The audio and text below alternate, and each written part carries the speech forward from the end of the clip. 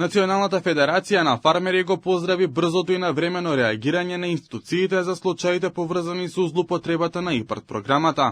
Првиот човек на федерацијата, Јордановски, смета дека истрагата треба да се спроведе до крај и да се изречат соодветни казни.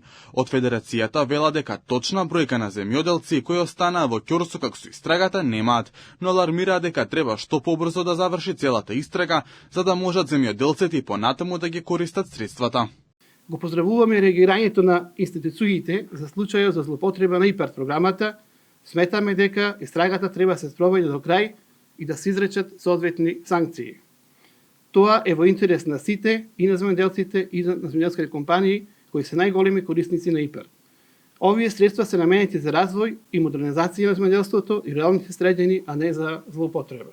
Расчистувањето на злоупотребите е добре дојдено за да се воведе ред во овој значаен сектор, кој се соочува и со други предизвици. Клучниот на кој останува да се работи во иднина е работната сила, нелојалната конкуренција, но и откупните цени. За земјоделците е клучно да има и засилени активности во делот на едукација, но и поддршка за инвестирање во нови технологии. Голем проблем за нас земјоделците е исто така миграцијата и непостоење на интерес на младите да се занимаваат со земјоделство. Загрижувачки е податокот дека миграцијата на граѓаните од руралните средини кон градовите и европските држави достигна едно високо ниво или некаде околу 50%. Според пописот, во 2021 година во Македонија се соочува Македонија со една изразена регионална неравномерност на самото население.